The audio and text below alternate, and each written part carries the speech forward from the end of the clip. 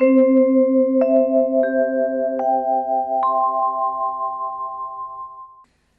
भक्तों, स्नेहमयी बहनों, भगवान की महती कृपा है। बड़ा माधुर्यमय लीला कथा प्रसंग का हम लोग दर्शन कर रहे हैं, श्रवण कर रहे हैं। हिमालय के तराई में बसा हुआ जनकपुर धाम, जहां के नरेश क्षेत्र का नाम है मिथिला, वहां की बोली का नाम है मैथिली, और बिटिया का नाम है, उसका भी नाम मैथिली है। और महाराज आधिराज जनक मिथिलापति, उनका विशाल दरबार और शादी का महोत्सव चल रहा है पिछले 6 महीने से। 6 महीना राघवेंद्र सरकार ससुराल में रह गए हैं। हमने भारत भ्रमण किया है।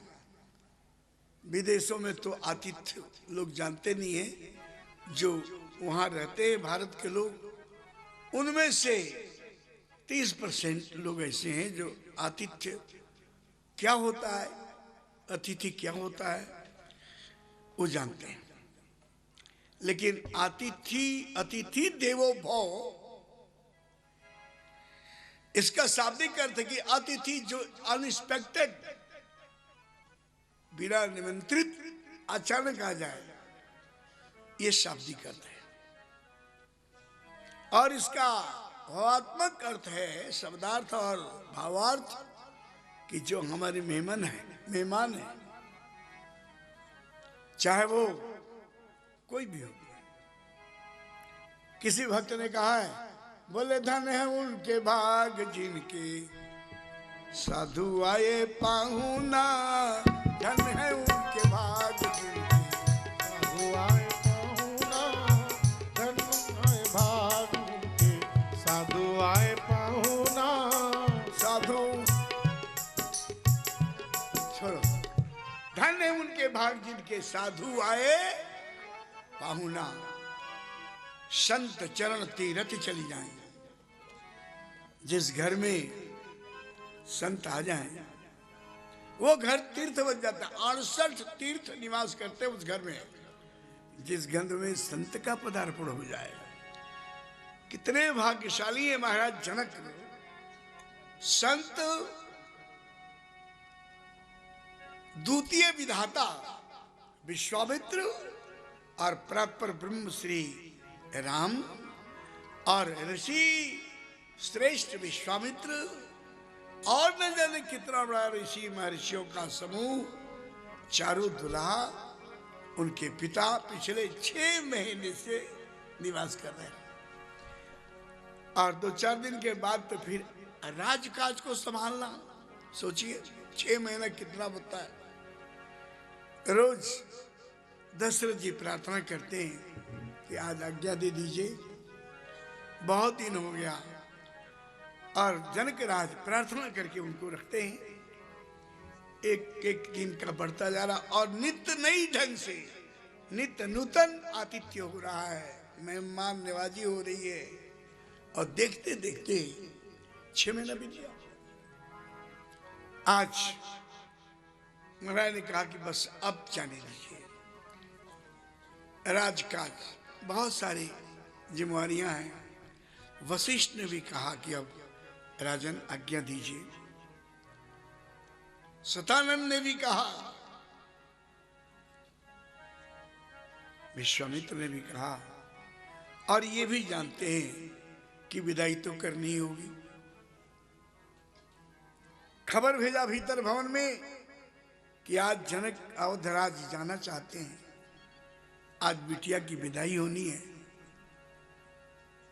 और सुनते ही कि आज विदाई होनी है, खलबली मच गई भवन में। सचमुच आज जा रहे हैं क्या? व्याकुल हो गए जनकपुर के लोग। और माताओं का तो कहना ही क्या था। मां सुनैना भी व्याकुल हो गई, लेकिन बिटिया को तो विदा करना है। पुनः उसको तैयार किया। राम जी पहुंचते हैं, चारों भाई, उनको मैया सुनैना ने नहलाया धुलाया, दिव्य वस्त्र पहनाया, जानकी जी को भी तैयार किया, और चारों दुल्हने चारों दुल्हों के साथ जब विदा करते हैं, बहुत दूर तक मैया सुनैना पहुंचा करके आई, रुक जाती है, फिर सखियां लेकर आगे चलती है, डोली जहां रखा है वहां, और जाते जाते सखियों के बीच में से मां जानकी छुड़ा करके भाग करके आती हैं। जाय जननी उर पुनि लपटानी। मां और बेटी दोनों ही रो रहे हैं, बार बार विदा करते हैं, बार बार वैदेही आ जाती हैं। इस तरह से ये मिलन का जो वियोग है ये बड़ा कारुण्य पूर्ण है, करुणामयी है। पशु पक्षी जीव जंतु खग मृग सब के सब रो रहे हैं, और मां जानकी द्वारा पाले गए वो तोता मैना आज उनकी हालत देखने लगे।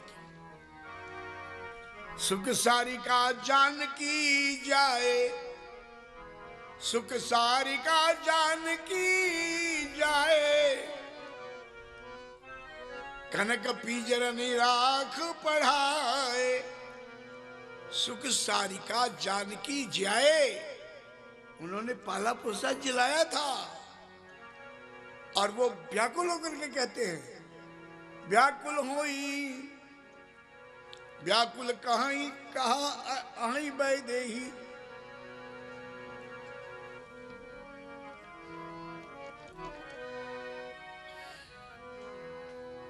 सुन धीरज परिहर न के, व्याकुल कहीं कहा वैदेही, हा वैदेही हा वैदेही। जहां पर पशु पक्षी की ये स्थिति है, वहां नागरिकों और माता पिता की क्या स्थिति होगी, ये अवर्णनीय है। कन्या को लेकर आए, चारों डोली में बैठी चारों बहुएं, ब्राह्मणों ने मंगल वाचन किया,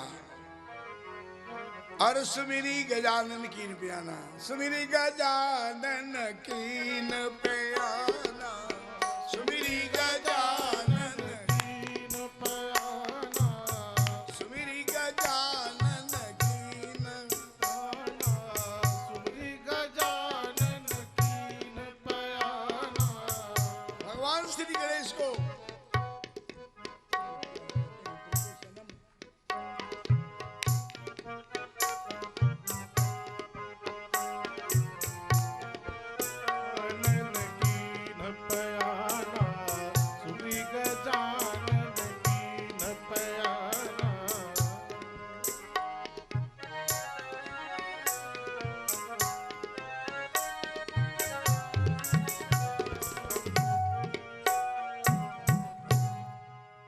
गणेश जी का स्मरण किया, प्रस्थान किए।